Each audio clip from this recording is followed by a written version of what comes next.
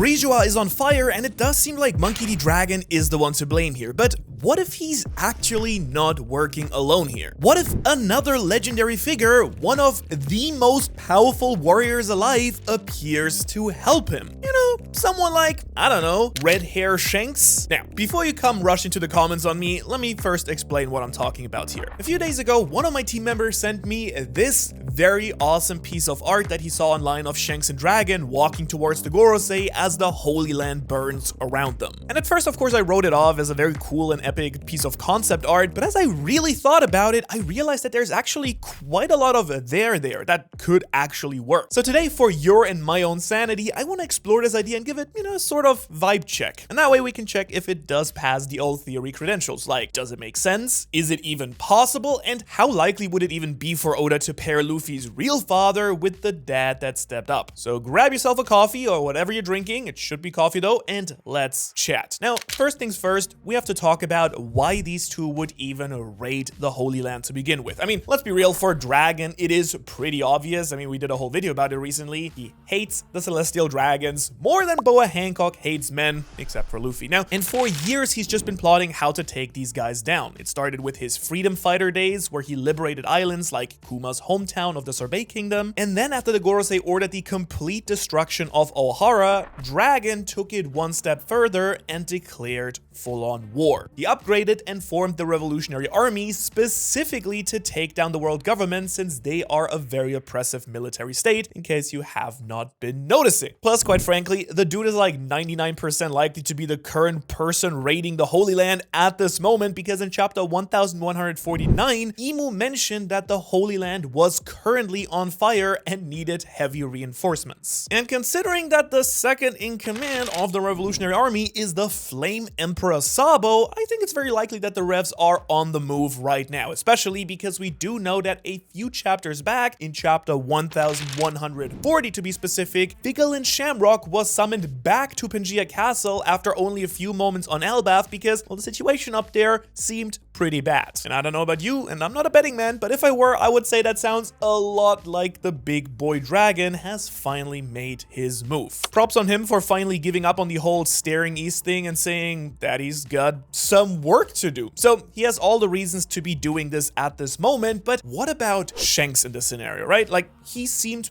pretty careful to not push the world government's button too much, it seems. I think you'd probably agree with this, especially based on his actions at Marineford, where he was willing to fight, but then peacefully navigated things with Sengoku to end the fighting altogether. And this alone really should be a pretty big reason that this fun theory comes to a pretty quick end, right? Well, not quite. All right, to give this theory the benefit of the doubt, there are a couple of glaring points that contradict that. One is the fact that Shanks himself is now finally also making his big move, as he declared he's finally going to be going after the One Piece. And for all that we know right now, it seems very likely that defeating Imu and the Gorosei might just be straight up necessary to safely reach Laugh Tale. It could be that a world government stronghold is straight up blocking it, if, like something we speculated about with Enies Lobby, for instance, and the big hole there, or that Shanks knows that pursuing it nowadays is impossible for some reason due to Imu's more active presence. Or I don't know, maybe he just straight up knows something about it that makes it useless while the world government is still in charge and standing. But I do think it's much more likely that Shanks also may need to settle some beef with his own family,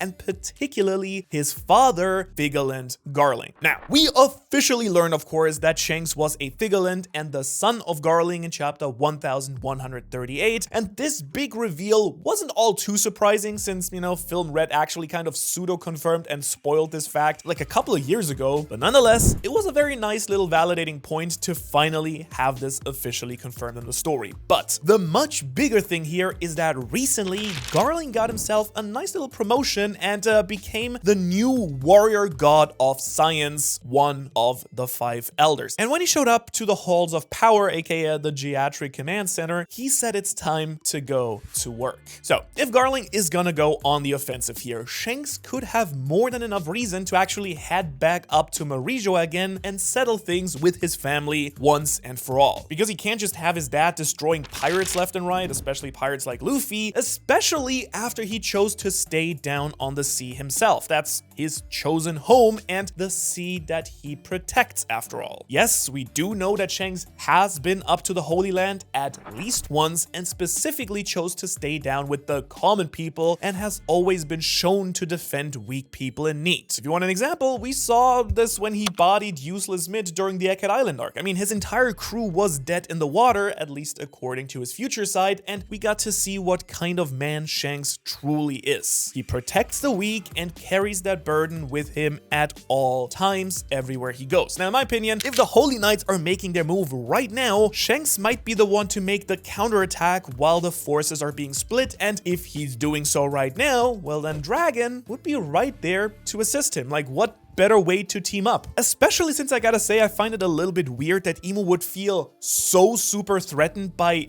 just quote-unquote the Revolutionary Army, but Shanks also being there would definitely warrant the need for someone like Shamrock to come back right away and for them to expedite the stuff happening in Elbaf right now. Now, yet another point to really hammer in that Shanks might have a more than valid reason to assault his home right now is the fact that he's already sort of been doing it, just a little bit more discreetly so far. I think it's important to remember here that he was the one to steal the Nika fruit from the world government and had some sort of big plan for it. A plan that got probably a little bit messed up when Luffy chomped down on it, but now that he's finally awakened Joy Boy for the first time in the last 800 years, Shanks may be making some moves to help Luffy out finally. Let's be real, clearly the dude knows way more than the average person. He sailed around the world with Goldie Roger and took the poneglyph rubbings from Kid himself, and considering that Elbaf, a place that Shanks loves and that he just very recently visited, has tons of secrets about the true history of the world, I'd be very surprised. That'd be the real big twist if Shanks didn't know what actually happened during the Void Century, right? He has several reasons to make a move against the Holy Land, now more than ever, I'd even say. Not to mention that the Holy Knights seem to know a lot more about the upcoming war, so there's a good chance that Shanks knows something that they all do as well, and has some sneaky cool insider knowledge there. It might even be how Garling tried to convince him to stay to begin with. I don't know, maybe it's just me, but if my captain died and my actual dad showed up and said, hey, the world will go to war, come home and be on the winning side, I gotta say I'd probably be considering it, but despite all that, I do think there is one more glaring reason for Shanks wanting to go back to the Holy Land at this point. But the biggest of which, I think, is the man that he's been obsessed with and hunting for all these years, Marshall D. Teach. You see, both Shanks and Dragon have had connections to Blackbeard. Shanks, of course, got his scar from him and has been keeping tabs on him from afar like for years now. He's always been seen asking Beckman what's up with Blackbeard a couple of times and even tread into Whitebeard's territory to actively try and discuss him with the former Yonko. And on the flip side, Blackbeard has been keeping tabs on the revolutionaries in turn too. I mean, this was actually revealed after the Eked Island arc and was pretty forgettable, I guess, I won't lie. So let me very quickly catch you up on that in case you are a little bit, don't know exactly what I'm talking about. Essentially, Blackbeard has been having Lafitte track the revolutionaries and keep tabs on them. He informed Blackbeard that Dragon has now successfully cut off all of the supply chains to the Holy Land, and then Blackbeard hit him back with, all right, cool, so go do your super important job I told you about, and then just dipped. So clearly, Blackbeard has some stake in what Dragon is doing right now, and depending on how things all plan out, I do think there's a good chance that Blackbeard, Shanks, and Dragon all come together to fight or stand off in the Holy Land as a result. Alright, so the why does actually make a lot of sense. There is a reason that Shanks and Dragon could share the same goal and definitely share another common enemy in the form of Blackbeard, who might be involved in the entire situation too. But that of course doesn't necessarily mean that Shanks is making his move against the world government right now at the very same time. And so I think what this theory really hedges all its bets on is the idea, an idea that by the way I have talked about before, that Blackbeard may actually also appear in Marijoa to defeat Dragon, and if Blackbeard heads up the red line, I do feel like Shanks would have a really good chance of chasing him up there. But that of course brings us to another question. Why on earth would Blackbeard ever do that, right? I mean, what does he stand to gain from battling Dragon in Marijoa? And more importantly, why would he defend the Gorosei and IMU? Well, he actually has already told us why he would do exactly that. Now, I just recently discussed this in a lot of depth in my Dragon's Big Assault video here, but I do feel like even if Shanks doesn't show up and create the coolest tag team of all time, Blackbeard probably could still end up in the Holy Land very soon. That's because Blackbeard has been clearly trying to become a recognized king by the world government. It's the reason that he kidnapped Kobe to begin with, and then it seems to be the reason that Kuza now captured Garp on Hachinosu. Blackbeard, for some reason, wants to become a celestial dragon, or at least have a reason to, come up to Marijua. Now, my personal guess, if you asked me, is because he wants to kill IMU, or at least steal their power or something. It does make a lot of sense considering that he wants to be like Rox Zebek, and Rox's whole thing was basically, this entire becoming the king of the world type of deal, which, I mean, yeah, IMU is that, objectively speaking. They are the king of the world. And Blackbeard, unfortunately, keeps running into issues with these pesky sword people. They aren't quite the bargaining chips that he thought or hoped that they would be. So the next best way then to win the world's government favor would be to aid them in their most dire time of need. Am I right? And seeing as Blackbeard has been closely keeping tabs on Dragon, I do feel like he might be doing that so that he and his crew can basically pull a Shanks, stop the onslaught, and go into, IMU's good favors. I mean, IMU clearly thinks that the Holy Land is on the back foot right now and in real danger. That's why they're ramping up progress on Elbaf and trying to build their army of giants. It screams that they're right now in dire need of more backup, and Blackbeard might come out of the shadows to assist IMU in defeating the revolutionaries in order to earn their favor and get recognized finally as an actual king of his island Hachinosu. I don't know, I just think that that part, regardless of Shanks, is just very, very, very likely. So I don't mind offering that up as some piece of extra validation if you want for this cool Shanks and Dragon tag team idea, but I also think it's fair to bring up the counter idea here too. I mean, Blackbeard could just be waiting for the revolutionaries and the Holy Knights to weaken each other so that he can swing in at the 11th hour and, basically do what he did at Marineford. We do know that they have access to very busted devil fruits and that they're looking for even more busted devil fruits, so maybe his real goal lies in stealing them when everyone is weak at the same time. But I do want to keep running with this other idea just for a little bit more here, because obviously Blackbeard showing up in Marijua doesn't 100% mean that Shanks will also follow, but I do think it is a really valid reason for the red-haired emperor to actually show up here, especially when we saw him head to Wano because he was trying to predict Blackbeard's next move. And so if he does make it up to the Holy Land, it might not actually even be to side with Dragon, at least not at first. You know what I'm saying? Like, I want to kind of spitball around something here for a second, because I do think Shanks showing up and just being like, "Hello, Revolutionary Army, I have come to help you and aid you, let's be best buddy," I mean, wouldn't be his first move, I personally would guess. I think he'd probably go up there and try to convince his brother and father to not trust Blackbeard. And if he failed at that, then he'd go and team up with Dragon, to stop everyone. That's kind of the way that I would look at it if we actually think that this is happening. Now, Shanks knows his own heritage, and he does know that his brother and father have some very big pull up in the Holy Land.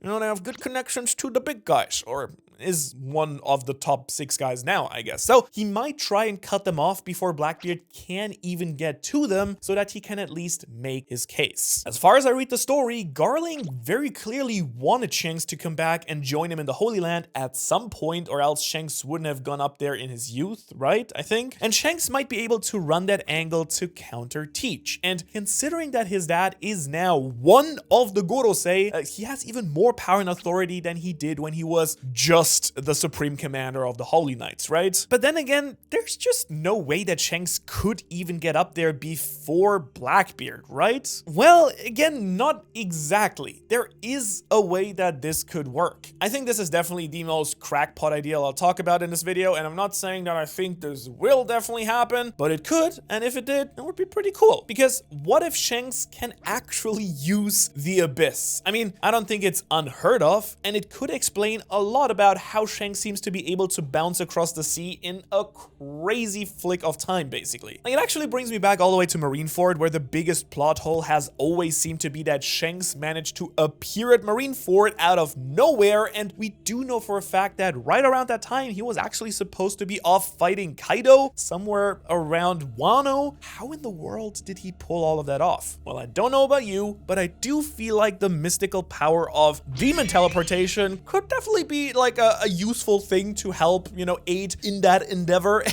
And since it seems like the Abyss can only teleport people to places they've already been to unless they're generally close by. Now, that is not 100% confirmed, but it does seem likely based on the fact that Saturn had to physically sail to Egghead Island and then the others appearing after he made landfall. As well as the symbol already existing in Harold's castle when Gunko and Shamrock arrived there, but you know, she had to place one again to summon Summers and killing him. So Oda may have just explained Shanks going home once before to specifically set up the fact for us that, you know, he'll use the Abyss to teleport back to the Holy Land in this very conflict.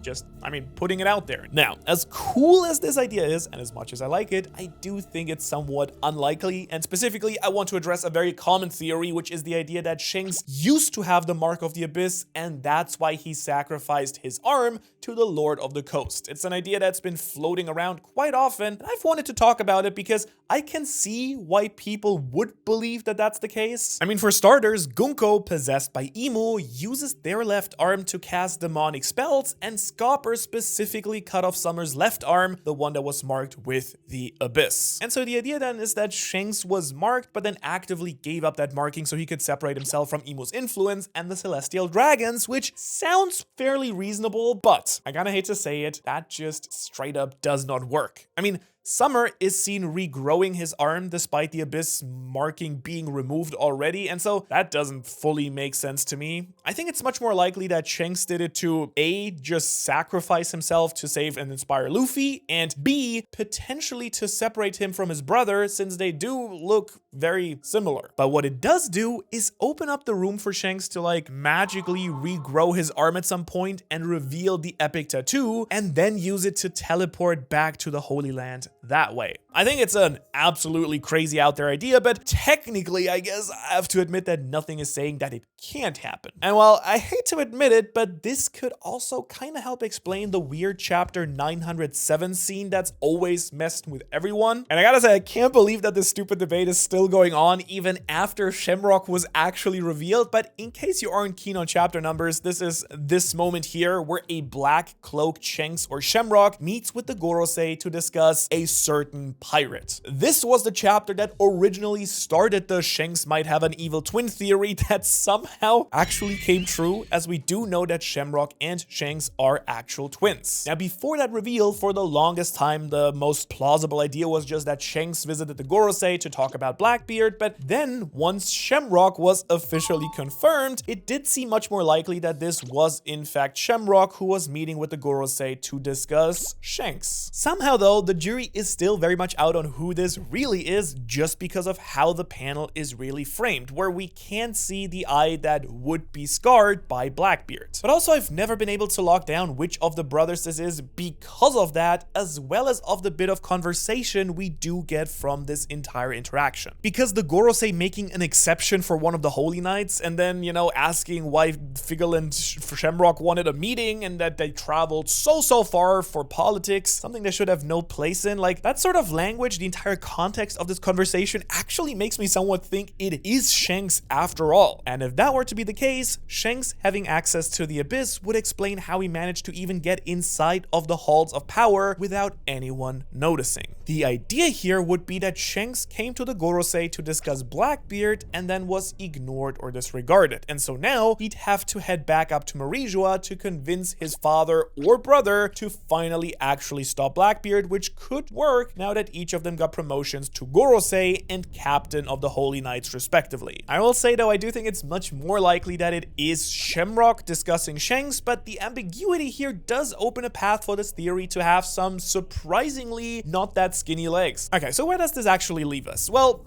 I'm still not totally convinced of this idea quite yet, but at least it does seem like it does have these okay looking legs. Now, there is a reason for Shanks and Dragon to both be in the Holy Land right now at the same time, since they both have two sets of common enemies in the form of Blackbeard and the World Nobles. And there is a reasonable how this could happen as well, as we just discussed. But what I really think needs to be addressed mostly for this idea to work is why do it and what would it mean for the story overall. So why would Oda actually have these two team up? Why wouldn't they just fight their own battles separately? Well, I do think the answer here is actually pretty simple. It's our main character, Luffy. Yeah, shocker. I mean, the main character and true enemy of God is the dude who will probably be at the center of every major conflict going forward, right? Especially since Blackbeard has it out for Luffy as well. But I do think that Luffy's name alone will be what actually matters here, and that he'll just be duking it out on Elbaf while all of this is taking place parallel in the Holy Land between his dad and his, mentor, father figure thing, kind of whatever Shanks is to Luffy. All right, to unravel all of that, I have to take us back to the Kuma flashback. Ooh, that's still going on in the anime, and I feel like I've talked about so many little odd end moments of the series in this video, and I'm now just realizing at this point how crazy widespread Shanks and Dragon are, despite only actually appearing every 5 years in a panel. So we did learn in the Kuma flashback that Dragon does after all try and keep active tabs on Luffy and occasionally went to Windmill Village and watched over him. And he views his presence as an actual danger to Luffy's life. And considering that he's been shown to really watch over Luffy, I feel it's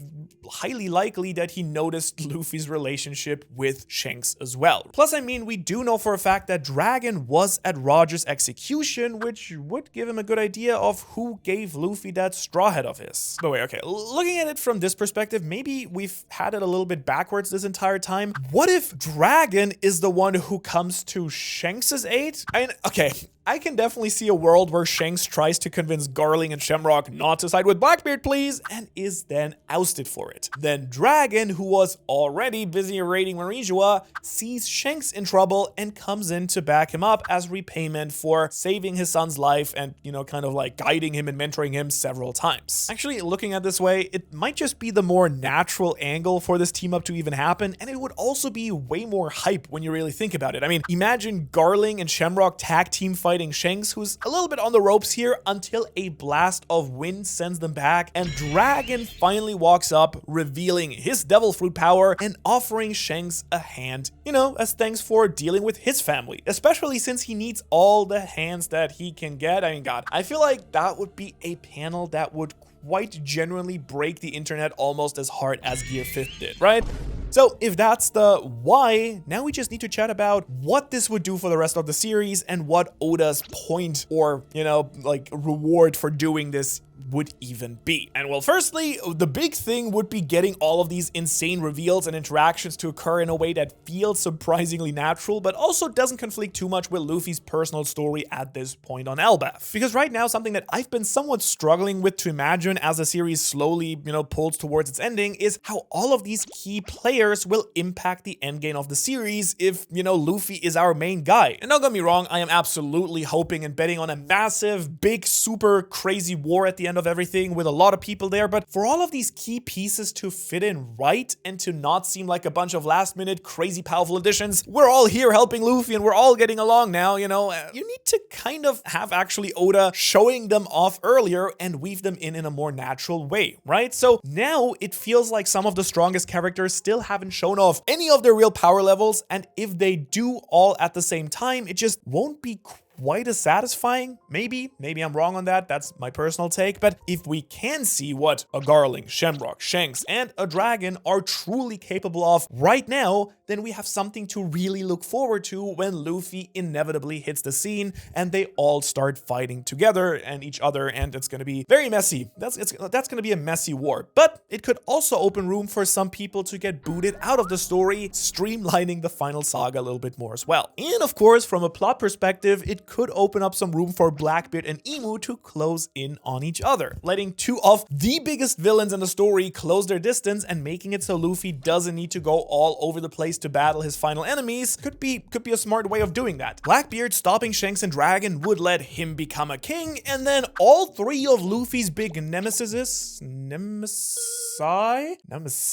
would be all together. Blackbeard, a king of the world government, Akainu, the fleet admiral, and well, IMU above both of them. And then we'd have standing opposite of them Shanks, Luffy, and Dragon, characters who all have reasons to square off against, well, all three of these other characters. Shanks already faced off against Akainu and Blackbeard and clearly is on Team Nika based on him stealing the fruit away from the government. Now, Akainu and Dragon have some crazy big history going on that needs to still be revealed, but we know it's there, and Dragon has faced off against Blackbeard before after Dressrosa. Plus, assuming he's currently raiding the Holy Land, we know that IMU stands against pretty much everything that Dragon is. And then there's Luffy, who hates Blackbeard, hates Akainu, and is the next sun god who directly rivals IMU themselves. Now, I know it sounds a little bit wild, but I do think there is a good chance that we do get a 3 versus 3 epic, massive endgame fight with all of these characters, and Shanks teaming up with Dragon now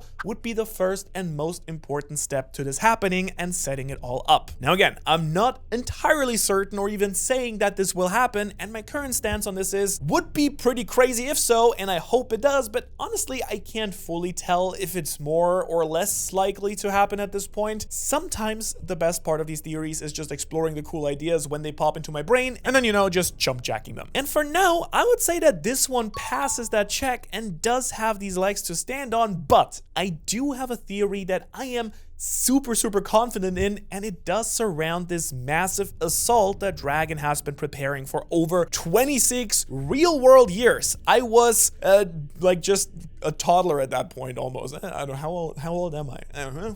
So if you want to truly understand where Dragon is coming from and why his individual attack is so freaking important for the story, go watch that video right here. Otherwise, thanks so much for watching. Thanks so much to all our fantastic Patreons. We have so much cool stuff going on there. You guys, all your support means so much. We've been welcoming a lot of new people, and yeah, I will see you in the next video.